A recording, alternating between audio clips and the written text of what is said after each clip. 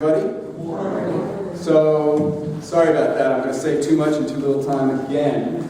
But I'm going to start by saying the best part about ethical humanism for me is its emphasis on deed before creed. The fact that we insist that belief matters less than how you treat one another, and that what we say is less important than what we do. That's the most important. I do better in that regard because ethical culture, our story and our values, helps me understand my own psychological life and experience. So that's what I want to talk about today. A particular recurring psychological experience in my life, a dynamic and conscious tension between two tendencies. So it's about being pulled in two directions, really. I am often pulled in by my surroundings. I'm deeply connected to my family and my friends, and I'm embedded in a web of relationships. My personal identity in many ways is determined by my relations. But other times, I'm pulled into privacy. I strive to be independent and free, not defined by my relationships, but by my autonomy. Maybe never so strongly as when I was a rebellious adolescent, screaming out for self-identity, I often define myself by rejection of everything else. My very essence being wrapped up in my freedom.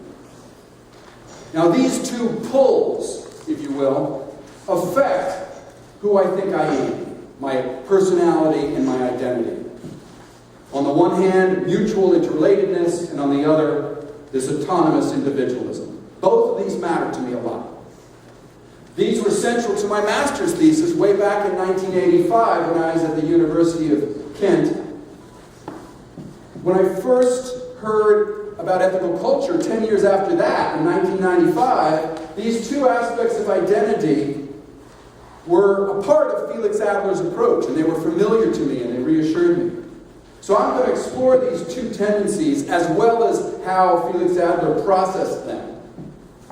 And I'm going to conclude by explaining how my emphasis is somewhat different than his, but I'm also going to conclude by referring to Thursday's USA Today, which has excited me when I saw that it had on the cover these things, 3D glasses.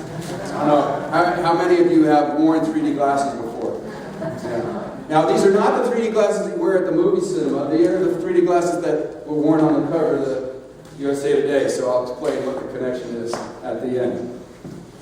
I'm offering this perspective and my historical and psychological references, hoping that maybe they will be of interest to you. They'll help you nurture a more vibrant, flourishing life. Now, I started studying these psychological tendencies, as I said, about 3 decades ago when I was in graduate school, and I began to study them through a very different sort of dynamic tension between two other things, egoism and altruism. These are psychological theories. Egoism says we only do what we want to do for ourselves. Altruism is when you sacrifice yourself for others, right? And that's a dominant paradigm in Western moral philosophy.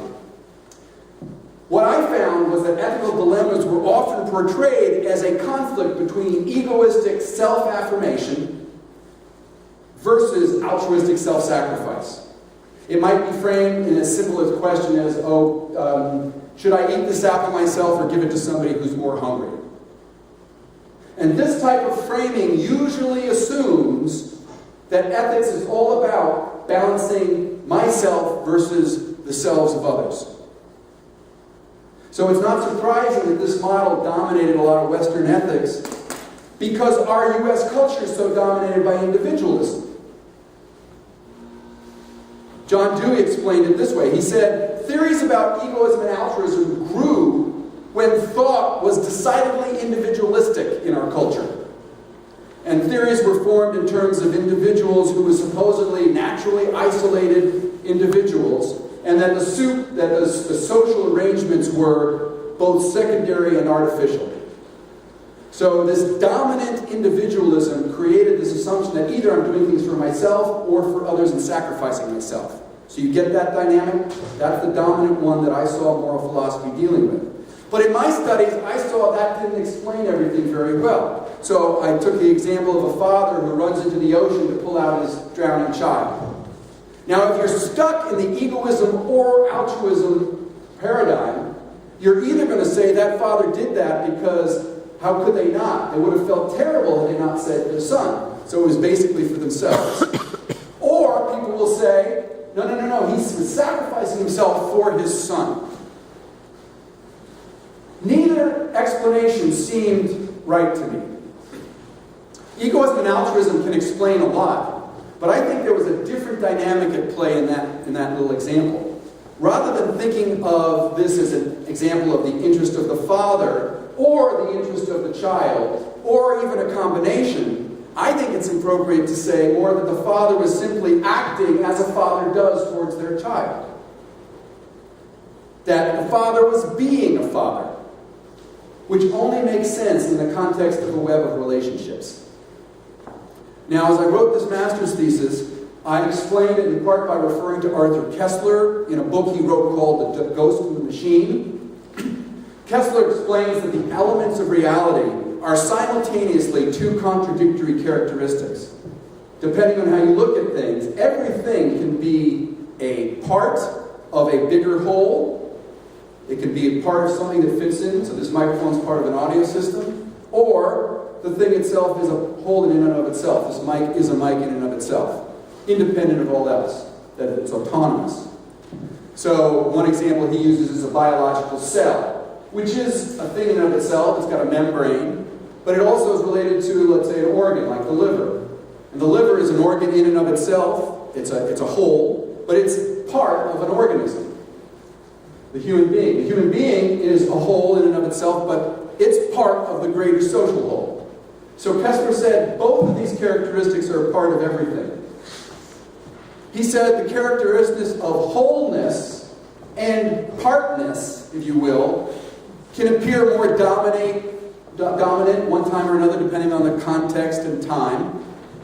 But in systems, especially in organic systems, everything displaying both of these characteristics, he's called a holon, H-O-L-O-N, which comes from the term holos, a Greek word, meaning something that is simultaneously a part and a whole.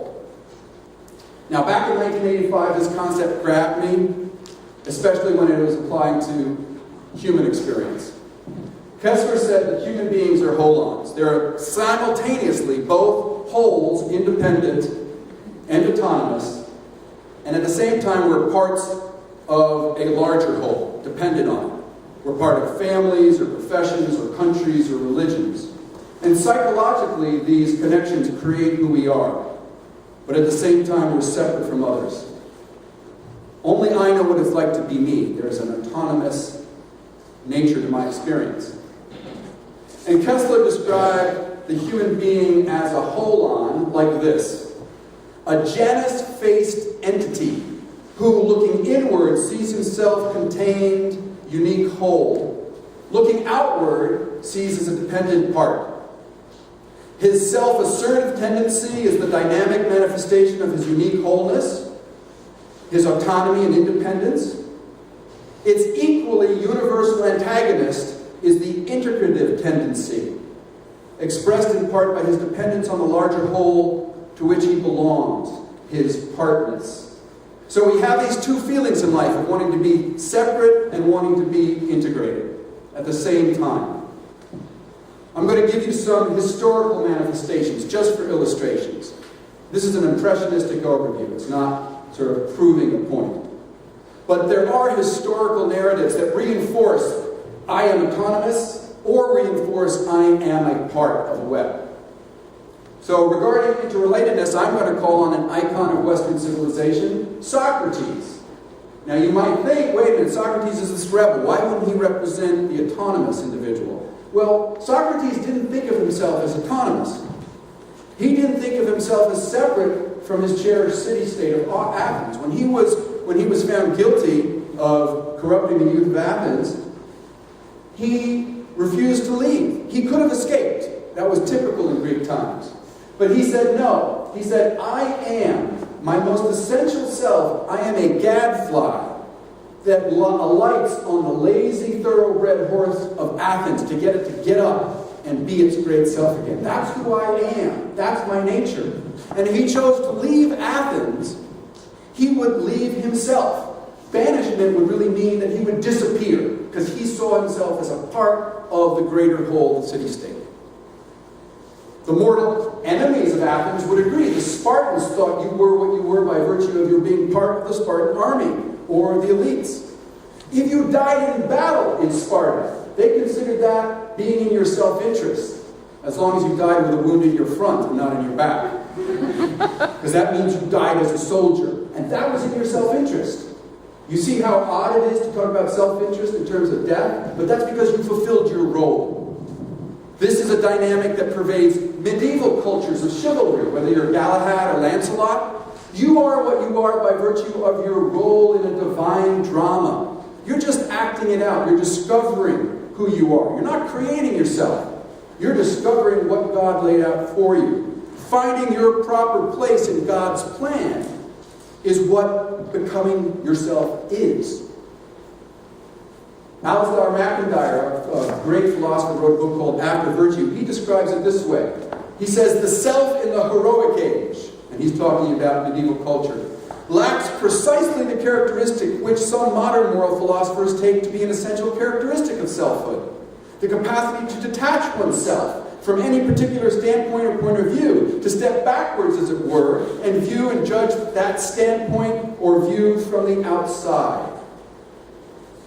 In heroic society, there is no outside except that as the stranger. A man who tries to withdraw himself from his given position in heroic society would be engaged in the enterprise of trying to make himself disappear. So, for those steeped in collectivist theories, individuals are composed of their relationships. There's no self conceptually or chronologically prior to those relationships. Now, this is an elusive idea, but it's a radical idea. It's radically different. It's central to the collectivism of Marx, who drew it from his predecessor philosophically, Hegel. Regarding identity, Hegel said, basically, that it's wrong to assume that there's a self who's created by God, sacred and independent from all else. People are nothing more than the sum of their relationships. So Hugh is not some disembodied soul that has relationships and roles. I am not Hugh, who has a wife, a family, a hobby, a vocation, and so on. From a Hegelian perspective, I am Hugh, who is a husband, a father, an ethical culture leader, a guitar player, and so on, because of my relationships. Marx said the same thing, but in a more economic fashion. He sees economic class as the basic constructor of identity. So if you make products without putting your sweat and blood into it, simply because you have money and you own the means of production, you are an owner, you're a capitalist, by virtue of how you fit into the economy. If you make goods that are not your property, they're taken away from you and you're paid a pittance, your relationship to the means of production means you're a worker. That is who you are, essentially. You're part of the greater economic whole. Fascism says the same thing in different words. It says you are what you are by virtue of whether you goose step in line with your fellow soldiers. Your self is enhanced by being part of a greater whole. Okay? Now, given the ugly consequences of fascism, it's not surprising to think that we in America sort of step back and are repulsed by this sort of dissolving of the individual in the collective. And the history of this country really explains our predilection for individualism and autonomy. There are collectivist strains throughout our history, absolutely, but I'm going to focus on the dominant elements of our history in America that focuses on the self as an individual, autonomous from all else. I mean, our national identity was forged in the furnace of rebellion, where we were saying, we are not part of an empire. We are independent of an empire. We're defined by our freedom, our autonomous independence. And this individualism is rooted in Enlightenment values, way back to Locke and before, where individuals are endowed by certain inalienable rights, and that they are life, liberty, and the pursuit of happiness. These rights are cited again and again and again to justify the idea that individuals are autonomous, free. And there are many, many examples of Protestant renegade groups breaking away from the other churches to say, we are what we are because we are free from that other group.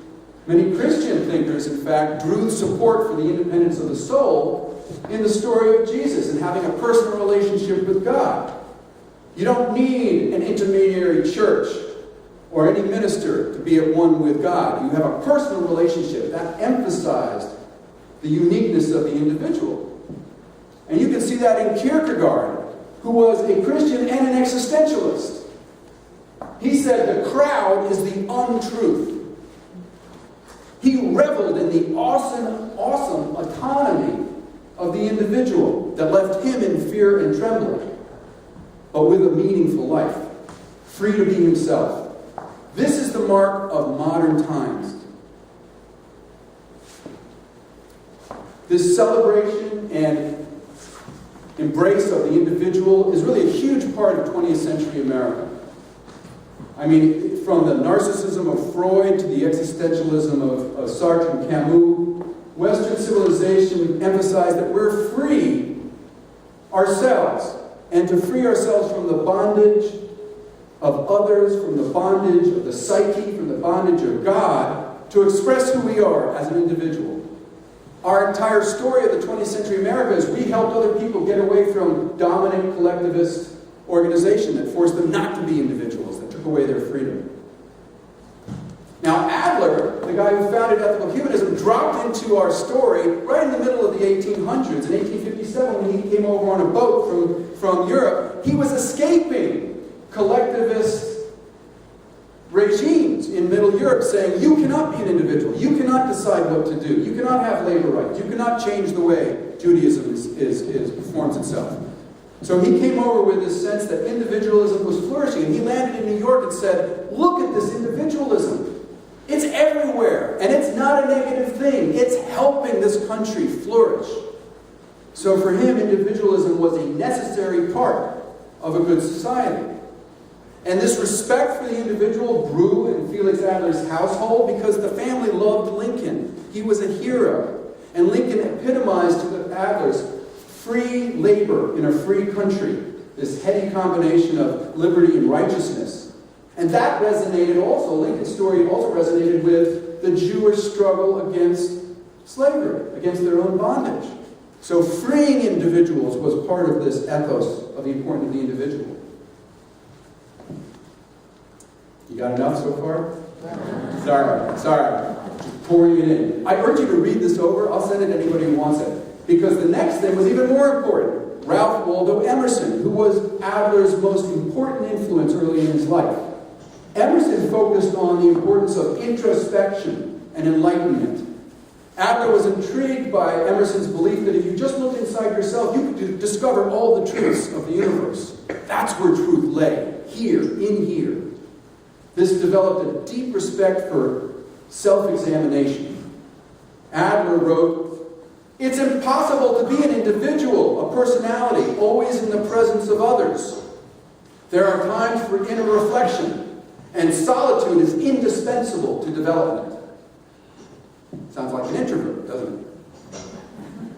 Certainly in the context of the late 1800s, when individualism was being crushed by a lot of collectivist tendencies, there was the danger of industrialization turning us into machines, Marxism, urbanization, social Darwinism.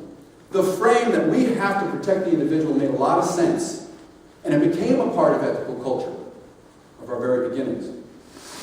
In the realm of politics, Adler rejected socialism because he thought it was too collectivist. He said that many religions that focus on humanity as a whole were, quote, too communitarian. His philosophy and maybe his personality demanded more respect for the individual. Christianity's defense of individualism served him well. Adler wrote an essay called The Teachings of Jesus, in where he emphasized what Jesus did that was so different from traditional Judaism. He said traditional Judaism focused on the history of a people, but Jesus said, look inside. The personal quest is what matters the most. So this respect for the individual continued during Adler's youth. As I said, he was very much involved in New York. And he said, this is what he wrote actually about Christianity. He said, Christianity has helped, even by its mythological embodiment of a transcendental ideal. So even though there was a God image, he said, Christianity has helped to place the individual firmly on his feet. Quote, it has emphasized the inner springs of conduct. It has given prominence to certain principal virtues of the private life. Okay, so it's important to look inside, to be autonomous, to think. But Adler also appreciated the limitations of this extreme individualism. He didn't like monastic religions, for example, where people went off by themselves. Howard Radis writes about Adler, says that Adler thought that many traditional religions isolated the individual from the dynamic interchange of the world. He says, quote, to dwell in inwardness is the mistake of the otherworldliness of traditional religion, where the relationship is between soul and God. Typically, the soul is alone and passive. And that was a problem for Adler. What extreme individualism missed, according to Adler, was the organic and collective nature of identity. Adler stressed that human beings grow in relationship to others in an overarching web of life. We arise organically within a natural and social environment. We inherit roles and responsibilities that we don't necessarily choose. We're born into them. And this is an aspect of self-realization that requires us to give up the hubristic assumption of absolute autonomy. I mean, besides, there was a real need for the individual to be protected, as I said. This was a time of overstressed individualism in some psychological ways. Adler hated, for example, psychoanalysis, or what he called the new psychology, because he said it, quote, seemed to make the individual development an end in itself. Is that a bad thing? Individual development as the end in itself was a bad thing from Adler's point of view. Too centered on the autonomous individual. He wrote an essay called Personality, How to Develop It in the Family. And in it he said, seek to elicit the best in others, and you will thereby challenge and bring to light the hidden best in yourself. Which is one of our mantras. This is our version of the golden rule. It includes personal growth and development.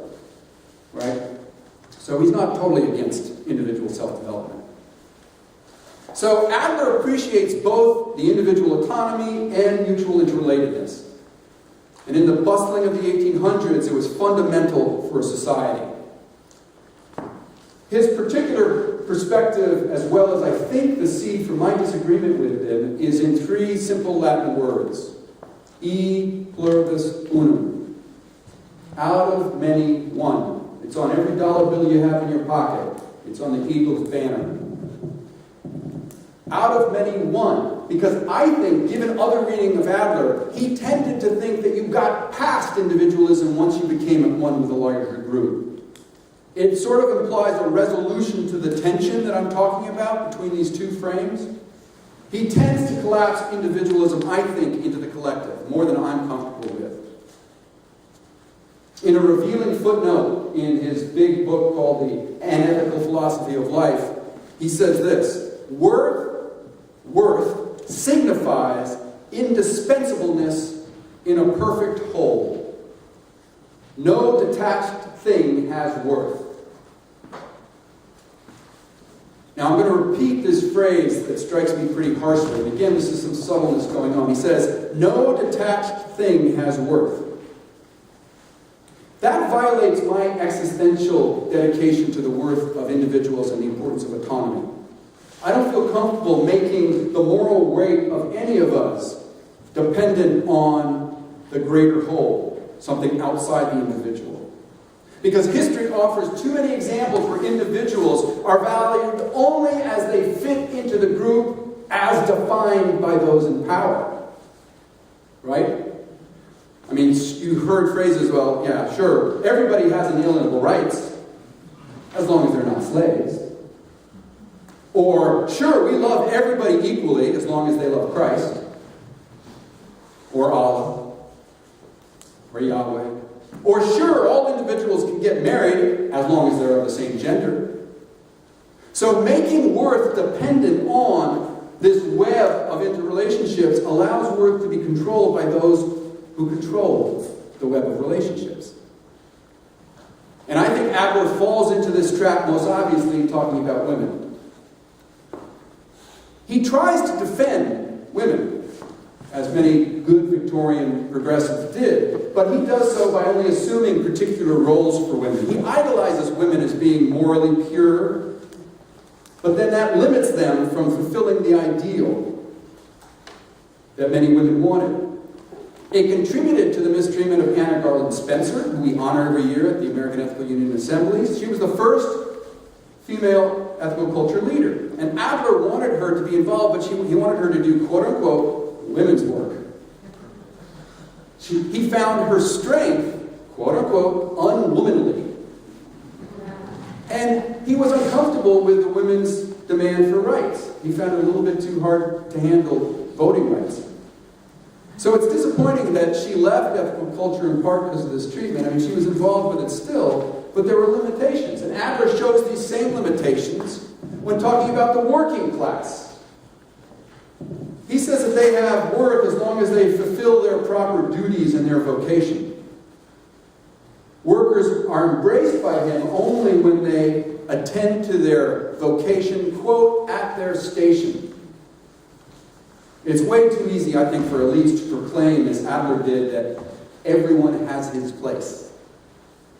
This is the same resistance I had when I was reading F.H. Bradley, a British Hegelian, during my master's thesis time, because he defended the British class system in a famous essay called My Station and Its Duties. Bradley justifies the class system by saying that everybody has their place. I mean, it's almost like justifying the caste system, that even the untouchables have their place, and that's where their worth is tied. So I resist that sort of dominant collectivism. Now, maybe it grew in Adler as he grew older. I think it did. He got sort of cranky. During World War I, he sided with oppressive laws rather than people protesting the war. He declared, quote, "It is better that bad laws should prevail than that individuals should be free to decide which laws they will obey and which not." Yikes! Now again, he was a German-American trying to fit in World War I. He was under a lot of pressure. But overall, I love what Adler does because he sees identity as a mixing these two very, very important different poles. Simultaneously, we are a social and a personal creature. Identity and relationship are both, autonomy and relationship are both necessary. So, brings me back to my master's thesis. I know you've all been waiting. Central to Arthur Koestler's concept of a wholeness, this idea of wholeness and partness, Koestler points to Heisenberg's concept of complementarity to underscore this point. Don't sweat this if you're coming up, please. He says this: the concept of complementarity is meant to describe a situation in which we can look at one and the same event through two different frames of reference. These two frames mutually exclude each other, but they also complement each other. And only the juxtaposition of these contradictory frames proves an exhaustive view.